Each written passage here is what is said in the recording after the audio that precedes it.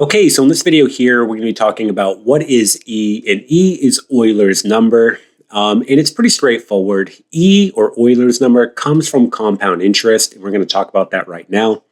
Now, E is simply a number. It's an irrational number just like pi, so when you have pi, we know that pi is about 3.14, okay? Well, E is the same thing, except E will be about 2.71, all right?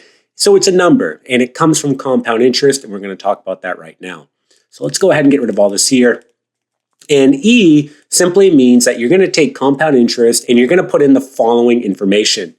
So if you have a principal amount of $1, and let's say you have a rate of 100%, and you're going to have a time of 1 year, so time would be 1 year, and you compound this an infinite amount of time, so n is equal to infinity. Now, an important thing to understand here, when you compound something, that does not mean you're taking the interest and multiplying it by that number. So for example, if you're getting paid 4% interest, or your rate is 4%, and let's say it's compounded 4 times, n is equal to 4. That doesn't mean you're getting paid 4% 4 times. What that means is you're going to take that 4% and divide it by 4, meaning you're going to get paid 1% 4 times in the year. And your principal amount will update each time. So let's say you have a principal amount of, let's say, $4.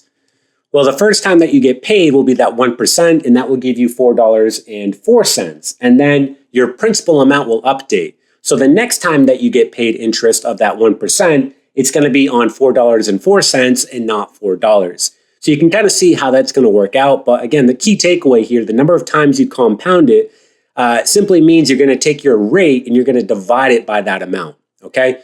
But getting back to Euler's number, let's go back to the following information. What will happen here? Now, logically, when you think about this, right, if you start with $1, you have a rate of 100%, your time frame is going to be an entire year, and you compound it an infinite amount of times, maybe your first thought is, well, this amount is going to go to infinity, right? It's going to be a very, very, very large number.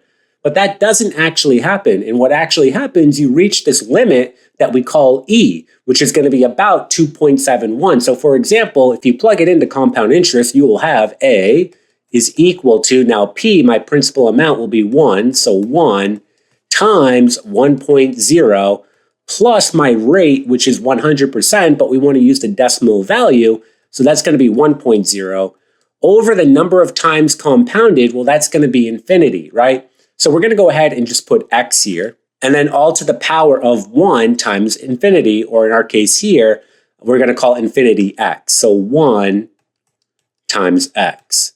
And so again, I'm calling infinity x here because I can't put in an actual value for infinity.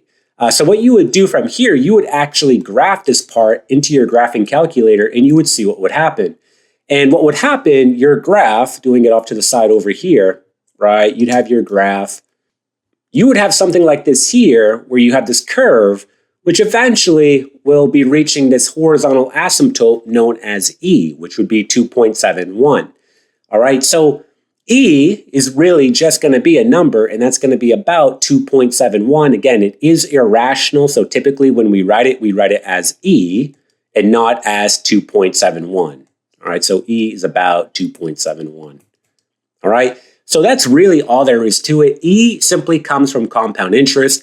It's derived from taking $1, having a 100% rate, having a time frame of 1 year, and compounding it an infinite amount of times.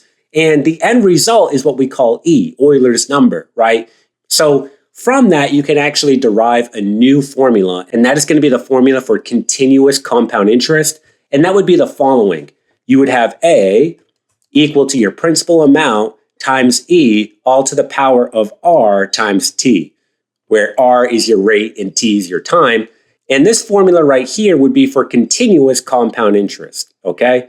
So above here, you have compound interest, and then below you have continuous compound interest, which again involves E, all right? So that's it. That is Euler's number. That's all there really is to it. All you really have to remember is that E comes from compound interest, and it's a number, right? It's an irrational number just like pi, okay? So that's going to do it. I hope that you found the video helpful. I hope that you gained something from it. If the video did in fact help you, if you could just go ahead and give it a thumbs up, that'd be greatly appreciated. Also, make sure you subscribe. That way you get more math videos in the future, and I'll see you in the next one.